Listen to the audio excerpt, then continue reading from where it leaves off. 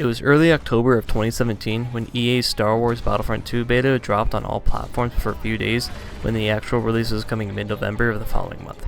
I was just starting out my first semester of sophomore year in high school when I was actually able to play just mainly the beta on the weekend when it was released. And I was for sure captivated and lost in just the multiplayer beta alone back then, just because I was able to play the Clone Wars, and that was honestly just something that I was looking forward to, since the last game that came out that involved the Clone Wars was the original Battlefront 2 in 2005. I did play a good amount of time on 2015 Battlefront, but back then I was more obsessed with the Clone Wars and the Star Wars timeline more than any other era, so like playing in the Galactic Civil War was cool, but like it just didn't really hit as hard to me because I just grew up with the Clone Wars with pretty much any other person who grew up in the early 2000s. So continuing forward, I was a little broke boy back in high school, so not only getting video games but just money in general was extremely difficult for me, as I had to wait for my birthday or Christmas just to get anything I wanted, which wasn't necessarily the worst thing, because Battlefront 2, turns out, was crashing down harder than Ahsoka's Venator due to bugs, glitches, and microtransactions, and also pay-to-win mechanics.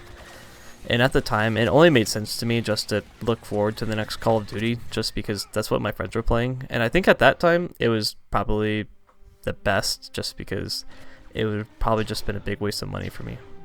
That wasn't until next year or so of high school when my friend Kendrick had given me his copy of Battlefront 2 since he refused to play it. And coincidentally, my best friend Kai was telling me to play it with him as the microtransactions debacle was solved, the pay-to-win mechanics were abolished, and most of the major bugs and glitches were fixed, and the Clone Wars update was only 2 months away. With that, I got on, and the hit of the Clone Wars that I was looking for was finally found. Fast forwarding to April 29th of 2020, EA made their biggest mistake of all time. They canceled the game with little to no support coming in the game's future, which was just the biggest fumble any company with the Star Wars license could have ever made. Although during the end of their content drop, which was Scarif, they claimed to have not planned any more content, but that was actually a lie, as DICE was planning to add even more content later down the line as more Star Wars properties were being released. It can actually be seen within the game's files that there's actually a lot of content withheld or removed from the launch of the game for some reason or another.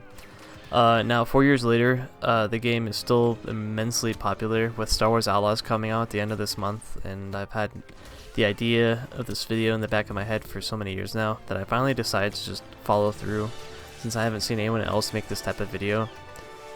Now, I was originally planning to use old clips I captured on Xbone from the original Battlefront 2's beta for this entire segment. However, Microsoft's new terms of service of how they go forward with the capturing clips now are a bit different. So now, knowing that those old memories are no longer available to me, I suppose I'll just probably have to put some standard gameplay in the background for this. So with the introduction fucking finally finished, I can get into my idea. What would I add to Battlefront 2? Okay, so let's say EA realized how big they fucked up and gave a go-ahead to re-add support to Battlefront 2 as their main focus game for the next couple years, and that I was the creative content cosmetic guy to lead the team. My job is to add anything that I would deem greatly impact the game in a positive light. So with that being said, I would still like to keep all factions and classes with the game, as I believe it'll help myself in the future with organization. And with how the appearance menu is set up, I'll start from the top, which is the First Order, and the bottom, which is the Galactic Republic, and that's pretty good, all things considering, since the clone's appearance video will be a video of its own. I don't know how many parts I'll be doing, but let's just get started with the First Order already.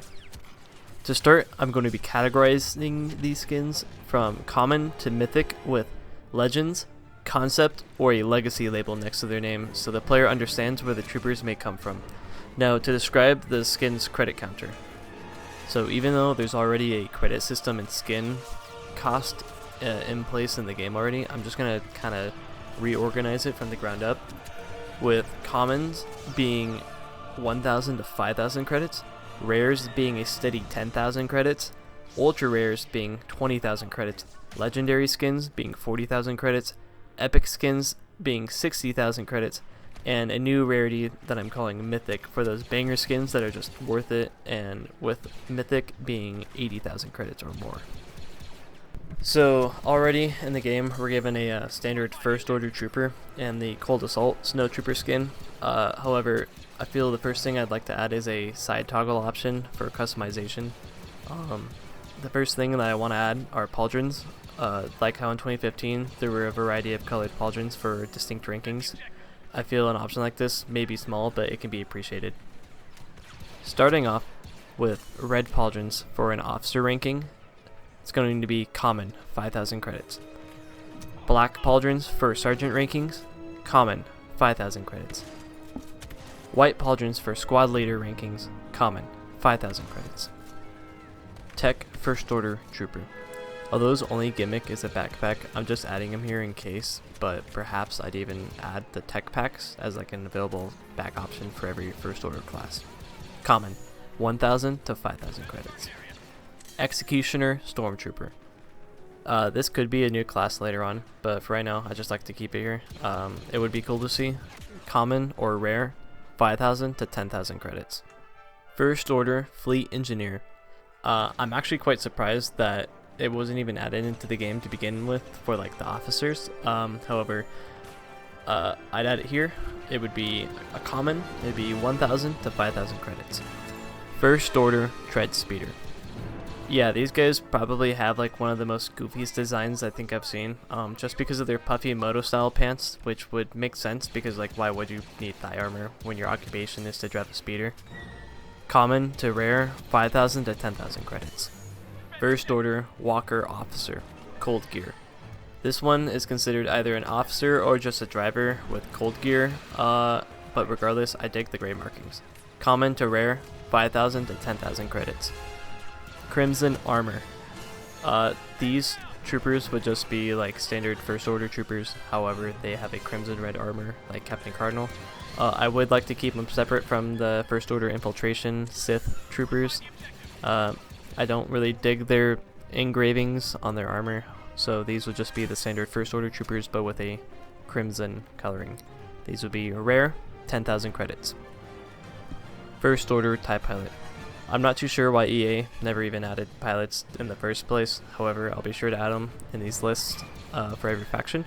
However, this skin for the first order TIE Pilot would be a rare, 10,000 credits. First order TIE Interceptor Pilot, red stripes. These guys are the exact same as the previous pilots, however these guys' only distinct feature are the red stripes on their helmet. I don't know if they're actually flying interceptors or not, I just put it down as an interceptor pilot. They'd be rare, 10,000 credits. First order Walker Driver. I really like the design of this helmet and costume. Funny enough, these guys have been seen, I think, primarily as the Black Series figure in a 4-pack, and Rise of the Resistance. I don't think they've actually been seen anywhere else in the films or other continuity. These guys are going to be rare, 10,000 credits. Elite First Order Stormtrooper. Although they only were released to be a Star Wars Black Series figure, they still hold a uniqueness that I think would be pretty cool to see running around on the battlefield. These guys are like the equivalent to like a Shadow Trooper to a Stormtrooper. These guys would be rare to ultra rare, 10,000 to 20,000 credits. First Order Scuba Troopers. Although having no business being out on a rural battlefield, I gotta say their overall design is pretty sleek. And I'd love to have these guys as an option anyways. These guys have been seen in Star Wars Resistance. I have no idea how practical they are. These guys are going to be rare to ultra rare, 10,000 to 20,000 credits. First Order Lieutenant Gage. So I completely forgot about this guy, but he actually comes from the Star Wars Batu VR game. I'm only adding him for archiving, but perhaps I'd only use his pauldron as an option for maybe 10,000 to 20,000 credits above the others. Other than that, I wouldn't want to really use his visor, but I just preferably just to have only his pauldron. He would be rare to ultra rare, 10,000 to 20,000 credits. First Order Raider Design. As of making the script, I haven't seen Star Wars Resistance, but I do think it would be cool just to watch it just for these guys. I love how their helmets look, and their coloring just kind of speaks special ops to me. Their overall design just kind of speaks for itself. They be ultra rare to legendary. They be 20,000 to 40,000 credits. First Order Mountain Trooper. So I actually have this guy as a figure, and his only canon appearance is just like the Elite First Order Trooper, where his design has just been released through the Star Wars Black Series line. It's such an insane design. I love how it's meshed with a Scarab Trooper. Just whoever made this design was hella cooking. But yeah, that's pretty much it. Ultra rare to legendary, 20,000 to 40,000 credits. So with that being said, I suppose I should make an option to have all these toggle options, such as like the heavies tech vest or tactical vest, and the tech pack being available to every other class, but keep it in this particular faction. So the specialist's pauldron should be available for every class, and it won't really destroy any of the creative differences between each class. However, the blasters will remain to that particular class for the distinct variations, I suppose, if you want to call it that. I don't know what the fuck I'm saying. But other than that, the only thing like I kind of want to add is like the Final Order Sith Trooper design. However, that's already made into the Infiltrator class, and just adding those to be every part of the class would just kind of ruin the whole dynamic of the Infiltrator class, unless I were to later rework the Infiltrator design for the First Order faction. But that's pretty much it that I can think of as of right now. If I missed anything, just please let me know. I'll be making a second part depending on how long this video is. So yeah, that's pretty much it. See ya.